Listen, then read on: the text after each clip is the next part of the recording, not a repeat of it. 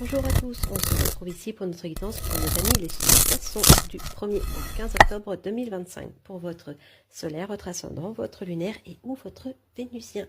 Allez, on est parti pour le sentimental. Qu'est-ce qui arrive pour vous? Oh, super. La carte de l'héritage avec Jupiter et la carte de la réussite avec le soleil. Bah du coup ici c'est une officialisation aussi qui arrive. Hein. Donc on est sur quelque chose de très positif. Soit vous vous mettez en couple, soit tout simplement et effectivement vous allez... Ah, on me dit aussi, il y a couple, mais certains poissons vont récolter ce qu'ils ont semé et ça va être très positif. Donc là-dessus, ça c'est plutôt une bonne chose.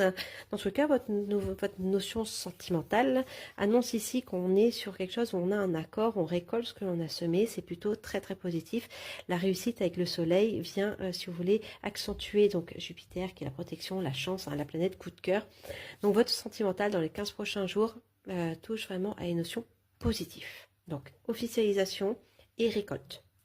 Au niveau professionnel, pour nos amis poissons, donc l'étoile de l'homme et la carte de la renommée avec Jupiter. Si vous êtes un homme, ici tout simplement, ça représente une notion, vous allez récolter quelque chose de très positif. Et il y a vraiment une notion de récolte, hein, vraiment dans les 2 prochaines semaines, c'est top ça.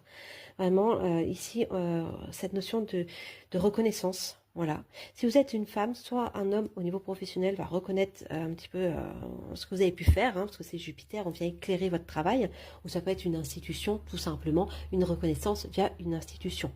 Dans tous les cas, la renommée, c'est vraiment les honneurs qui arrivent, vraiment, on reconnaît ce que vous avez fait, c'est très positif.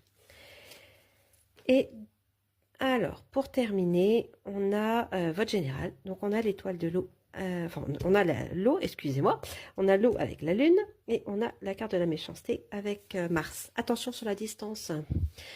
On me dit 2 choses. Soit vous devez vous méfier d'une personne qui est sur la distance, qui vous ment et qui essaye de vous manipuler. Soit c'est vous qui essayez d'obtenir une gain de cause à travers une manipulation sur la distance avec une personne. Si c'est ça, arrêtez.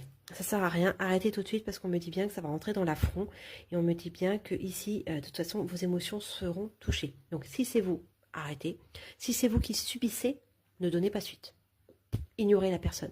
Très clairement, c'est le meilleur conseil que je puisse vous donner parce que quand on a vraiment Mars comme ça, là, avec cette notion de trahison, on voit qu'on voit bien qu'on veut ici aller sur la notion de la distance, hein, de l'étranger, entre guillemets. Alors, ça peut être une personne qui vit à 1 heure de chez vous, d'accord? Donc, c'est pour ça qu'on va parler de distance ou qui vit près d'un point d'eau. Attention. Surtout, ne faites pas les choses, n'essayez pas de vous faire justice vous-même, d'accord? Très important.